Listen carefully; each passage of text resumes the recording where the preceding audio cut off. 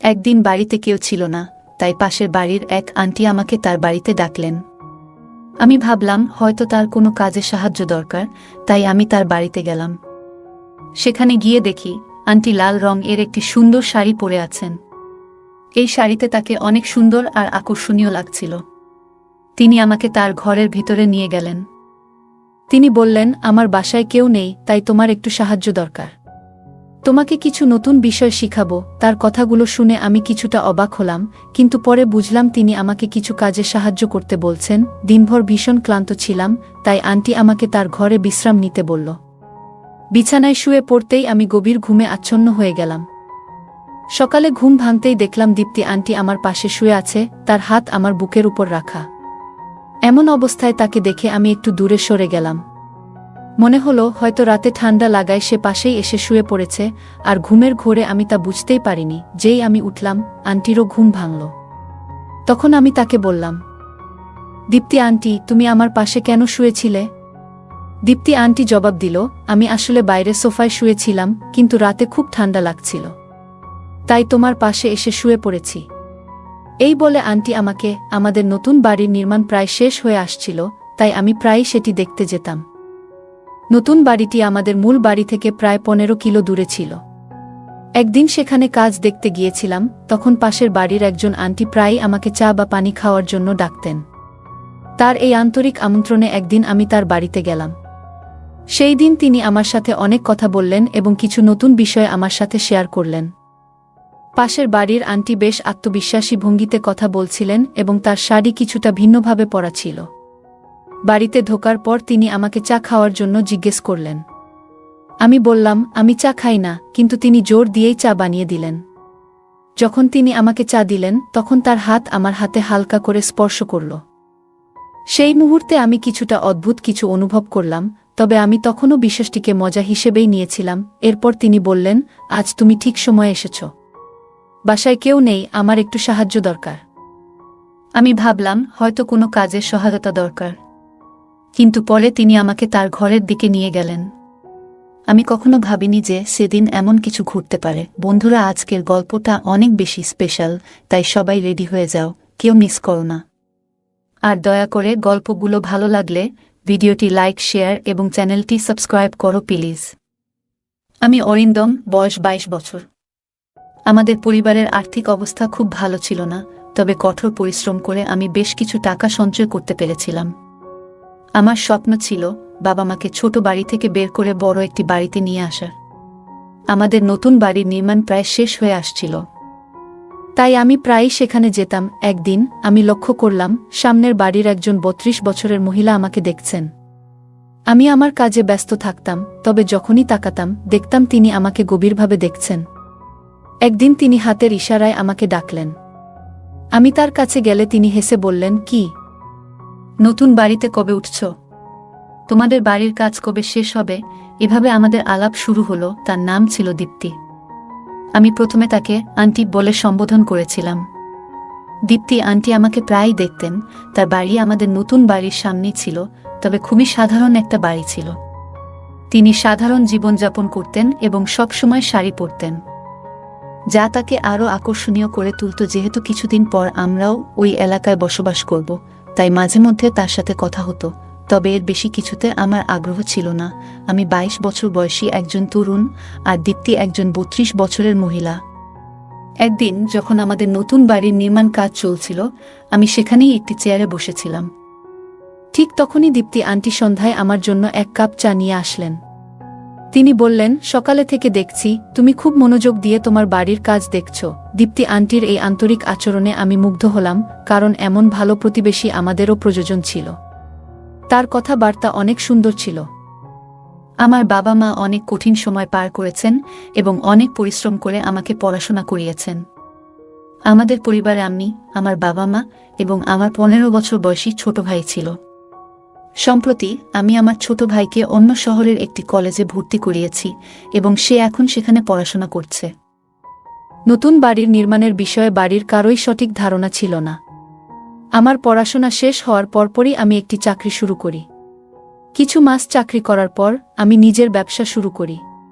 অল্প সময়েই সেই ব্যবসায় ভালো লাভ হয়, যার কারণে আমি আজ এই বাড়িটি নির্মাণ করাতে সক্ষম হয়েছি। আমি আমার বাবা মায়ের জন্য খুবই খুশি ছিলাম, কারণ তারা অনেক কিছু সহ্য করেছেন আর আমার ভাইও ভালোভাবে পড়াশোনা করছিল। মাঝে মধ্যে আমি তার হোস্টেলে গিয়ে দেখা করতাম। একদিন আমি বাড়ির নির্মাণ কাজ দেখতে গেলাম, যাতে সব ঠিকঠাক চলছে কিনা তা নিশ্চিত করতে পারি। আমি যখন আমাদের নতুন বাড়ির নির্মাণ কাজ দেখতে গেলাম, তখন বুঝলাম কিছু জিনিস যা আমি বিদেশ থেকে অর্ডার করেছিলাম সেগুলো আসতে দেরি হচ্ছে, তাই বাড়ির কাজ শেষ হতে আরও কিছুটা সময় লাগবে। কাজের পরিস্থিতি দেখে আমি বাড়ি ফিরে যাওয়ার জন্য প্রস্তুতি নিচ্ছিলাম। তখন হঠাৎ লক্ষ্য করলাম আন্টি তার বাড়ির দরজায় দাঁড়িয়ে আমাকে দেখছেন। জানি না কেন তিনি সবসময় আমার দিকে অপলক দৃষ্টিতে তাকিয়ে থাকেন। যখন আমার চোখ তার দিকে পড়ল, তার দৃষ্টিতে যেন কিছুটা ভিন্নতা অনুভব করলাম। তার চেহারায় এমন কিছু ছিল যা আমার কাছে নতুন লাগছিল, কারণ আগে তাকে এমনভাবে দেখিনি। সে আমাকে হাত নাড়িয়ে ইশারা করল, আমিও তাকে হাত নাড়িয়ে সাড়া দিলাম এবং সেখান থেকে বেরিয়ে এলাম। দীপতি আন্টির এই আচরণে আমি কিছুটা অবাক হলাম, কারণ আমাদের মধ্যে খুব বেশি আলাপ পরিচয় ছিল না। তবুও তিনি এমনভাবে আচরণ করছিলেন যা আমার কাছে কিছুটা অদ্ভুত লাগছিল। মনে হচ্ছিল তিনি আমাকে অনেক আগে থেকেই চিনেন।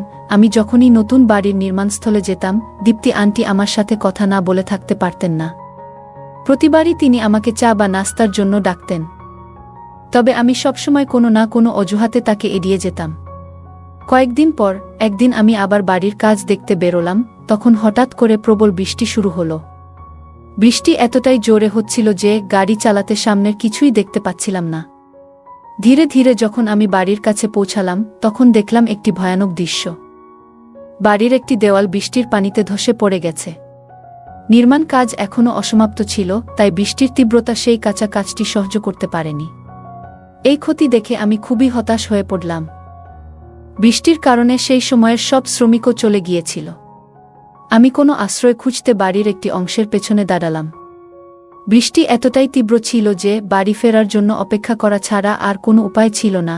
অনেকক্ষণ অপেক্ষা করেও বৃষ্টি কমছিল না এবং আমি বুঝতে পারছিলাম না কি করব।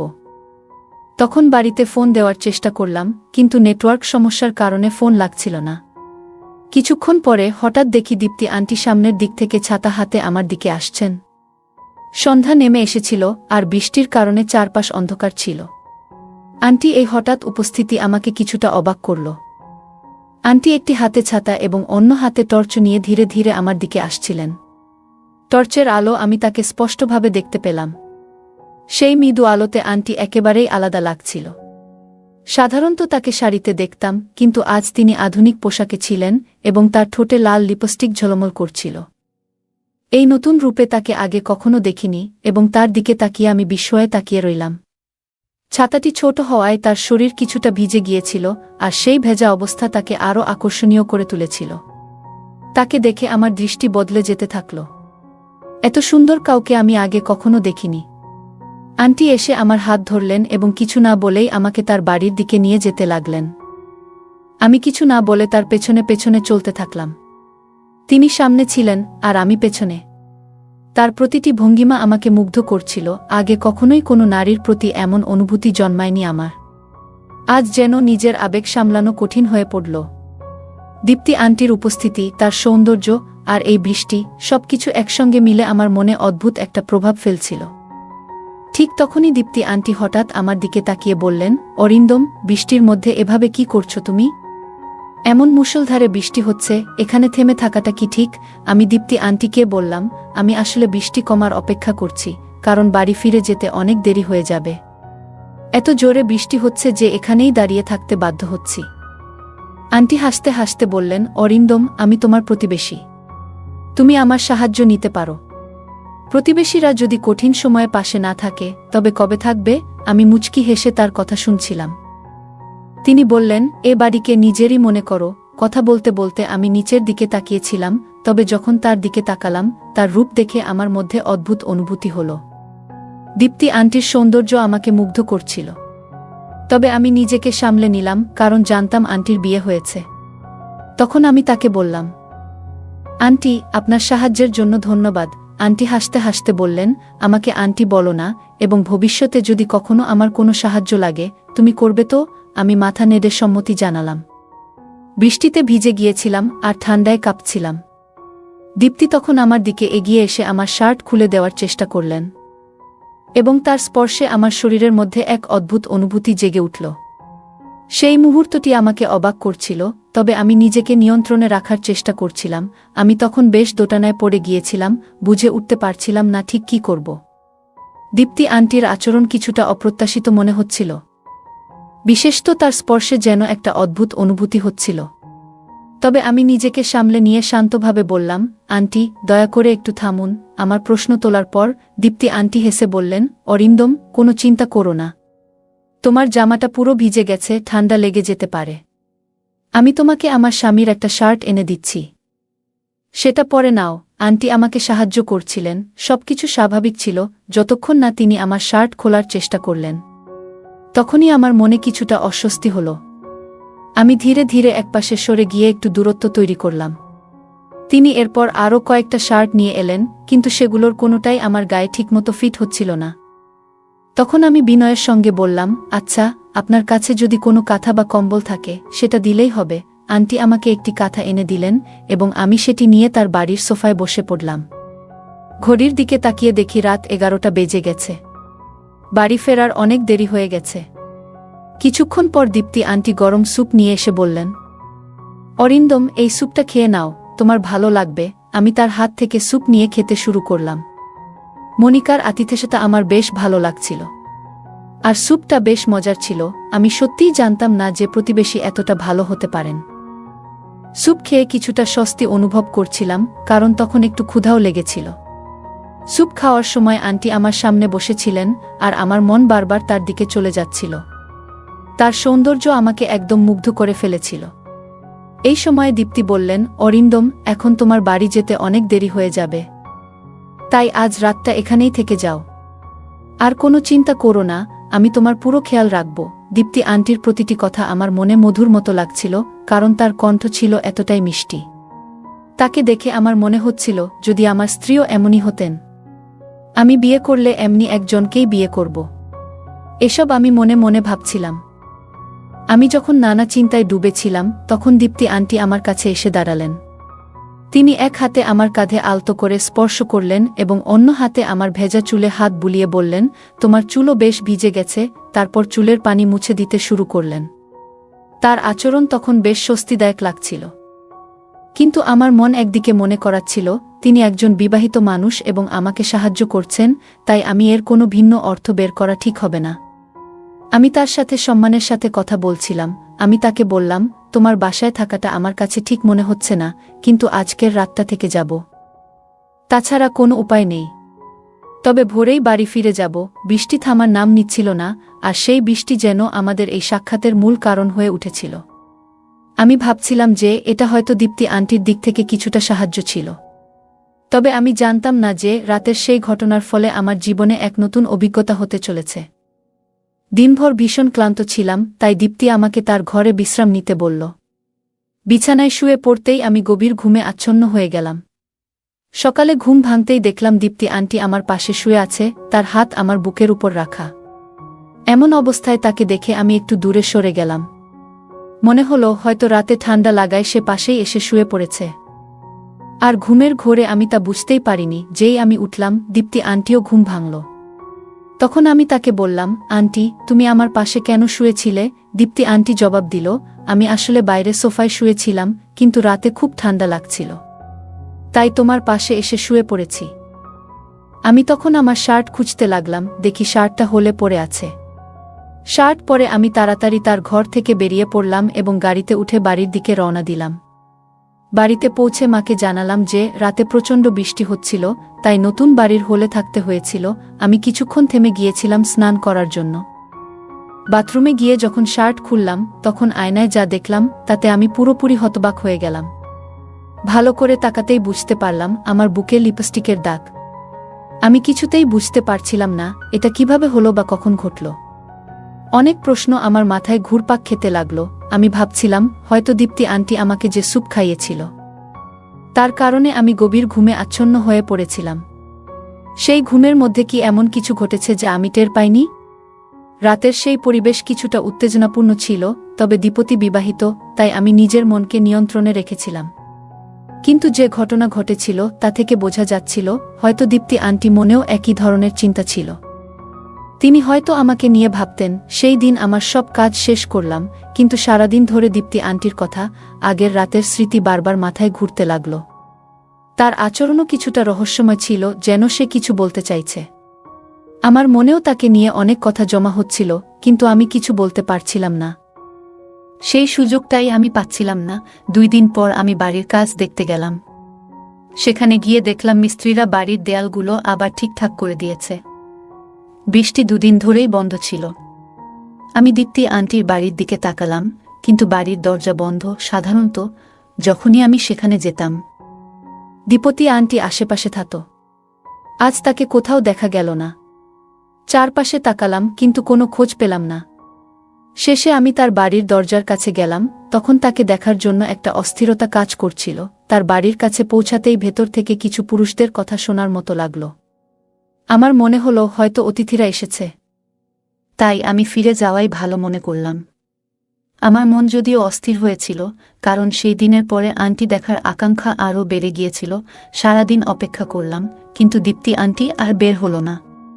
সন্ধ্যার দিকে বাড়ি ফেরার পথে আমি আমার ভাই এর সঙ্গে দেখা করলাম। তাকে দেখে আমি অবাক হলাম, কারণ এ সময় তাকে এখানে দেখার কথা নয়। আমি গাড়ি থামিয়ে তার দিকে গেলাম। ভাই কিছুটা ভীত দেখাচ্ছিল। আমি জিজ্ঞাসা করলাম, তুমি এখানে কি করছো? তোমার তো এই সময় হোস্টেলে থাকার কথা ছিল, আর তুমি এখানে এসেছো সেটা বলেওনি। ভাই উত্তর দিল, ভাইয়া, সব বলবো, কিন্তু আগে বাড়ি চলো। আমি অনেক দিন ধরে মায়ের হাতে রান্না করা খাবার খাইনি। তার কথা শুনে আমি তাকে গাড়িতে তুললাম এবং বাড়ি ফিরে গেলাম। সে খাবার খেলো এবং তাড়াতাড়ি ঘুমিয়ে পড়ল। কিন্তু সেই রাতেও আমার ঘুম আসছিল না। বারবার ঘুমের মধ্যে অস্থির হয়ে পড়ছিলাম। আন্টির কথা বারবার মনে হচ্ছিল। রাতের একসময় হঠাৎ করে ভাই ঘুমের মধ্যে উঠে কোথাও যাচ্ছিল। আমি তাকে ডাকার চেষ্টা করলাম, কিন্তু সে আমার দিকে ফিরেও তাকালো না। বুঝলাম সে ঘুমের মধ্যে হাঁটছে। আমি তাড়াতাড়ি তাকে ধরে নিয়ে এসে শুইয়ে দিলাম। পরের দিন আমি মনে মনে সিদ্ধান্ত নিলাম যে আজ দীপ্তি আন্টির সঙ্গে দেখা করতেই হবে। তাকে না দেখলে আমার অস্থিরতা কাটছিল না। আমি আবারও সেই বাড়ির কাজে দেখতে গেলাম। কাজ কতটা এগিয়েছে তা দেখছিলাম। হঠাৎ করে দীপ্তি আন্টি এসে হাজির হল। আজ সে সাধারণ একটি শাড়ি পরেছিল, কিন্তু তাকে দেখে আমার মনে পড়ল আগের রাতের সেই স্মৃতি। শাড়িতে আজ আন্টিকে অসাধারণ লাগছিল। তার প্রতি আমার মুগ্ধতা বাড়ছিল। মনে মনে আমি তার ভাবনায় ডুবে যাচ্ছিলাম। ঠিক তখনই দীপ্তি আন্টি কথা বলতে শুরু করল, অরিন্দম, তোমার একটু সাহায্য চাই। তুমি কি আমার সঙ্গে যাবে? তার সাহায্যের কথায় আমি কিছু না ভেবেই রাজি হয়ে গেলাম। দীপ্তি আন্টি বলল, আমাদের বাইরে যেতে হবে। আমরা আমার স্কুটিতে যাব। আমি একটু প্রস্তুত হয়ে নিচ্ছি। কিছুক্ষণ পর সে ফিরে এলো, সম্পূর্ণ প্রস্তুত হয়ে, এবং তাকে দেখে আমি চোখ ফেরাতে পারছিলাম না। তাকে আজ মনে হচ্ছিল আরও সুন্দর লাগছে তাকে। আমরা স্কুটিতে চড়ে রওনা হলাম এবং কিছু সময় পরে একটি পুরনো বাড়ির কাছে পৌঁছালাম। বাড়িটা বেশ বড় ছিল। আমি জিজ্ঞাসা করলাম, দীপতি আন্টি, তুমি আমাকে কোথায় নিয়ে এসেছো? সে বলল, আমার বাড়ির আশেপাশে কিছুটা সম্মান আছে, তাই তোমাকে এখানে নিয়ে এসেছি। এখানে আমার এক বন্ধুর ঘর আছে। আমরা সেই বন্ধুর ঘরে পৌঁছালাম। আমার মনে একটা চিন্তা ঘুরছিল, হয়তো আজ আমার মনের ইচ্ছাগুলো পূরণ হতে চলেছে। এই ভাবনায় আমি তার পিছু পিছু চললাম। স্কুটি থেকে নেমে আন্টি আমাকে নিয়ে বাড়ির এক কোণের ছোট্ট ঘরে গেল। ঘরে ঢুকে দেখলাম সেখানে একটা বিছানা আর পাশে একটি পানির কলস রাখা ছিল। দীপতি আন্টি বিছানায় বসে পড়ল। ঘরটা ছিল শান্ত আর খানিকটা অন্ধকারাচ্ছন্ন, তবে আমার মন সম্পূর্ণ অন্য কিছুতে নিবদ্ধ ছিল। আমি বিছানায় বসেছিলাম। কিছুক্ষণের মধ্যেই ঘরে 4 জন শক্তিশালী লোক ঢুকে পড়ল। তাদের দেখে আমি কিছুটা অবাক হয়ে গেলাম। বুঝতে পারছিলাম না এখানে কি ঘটছে। দেখলাম তাদের মধ্যে 2 জনের হাতে ক্যামেরা আছে এবং হঠাৎ করে ঘরের বড় বড় লাইটগুলো জ্বলে উঠল। আমি দীপ্তি আন্টিকে জিজ্ঞাসা করলাম, দীপ্তি আন্টি, এটা কি হচ্ছে? কিন্তু সে কোনো কথা বলার জন্য প্রস্তুত ছিল না। মুখে স্কার্ফ বাঁধা ছিল তার। আমি তার কাছে জানতে চাইতেই একটি ভারী মহিলার প্রবেশ হলো ঘরে। সে এসে আমার পাশে বসল। একদিকে ছিল আন্টি আর অন্যদিকে সেই মহিলা। আমি জোরে চিৎকার করে বললাম, এখানে কি চলছে? তখন সেই 4 জনের একজন বলল, তুমি যতই চিৎকার করো, এই ঘর থেকে কোনো শব্দ বাইরে যাবে না। এটা শুনেই আমি বুঝতে পারলাম আমার সঙ্গে কিছু ভয়ঙ্কর কিছু ঘটতে চলেছে। তখনই তাদের একজন একটি বড় ছুরি বের করল এবং তা আমার দিকে এগিয়ে ধরল। আমি প্রচণ্ড ভয়ে কাঁপতে লাগলাম। সে বলল, এখন তোমাকে আমাদের নির্দেশ মতো কাজ করতে হবে, না হলে তোমার জীবন বিপন্ন হবে। আমি ভয়ে দিশেহারা হয়ে পড়েছিলাম। তখনই বুঝলাম আমি এক ভুল জায়গায় এসে পড়েছি এবং দীপ্তি আন্টির উপর ভরসা করে আমি নিজেকে একটি ভয়াবহ পরিস্থিতিতে ফেলে দিয়েছি। আমি বুঝতে পারছিলাম যে দীপ্তি আন্টির প্রকৃত অভিপ্রায় অন্য কিছু।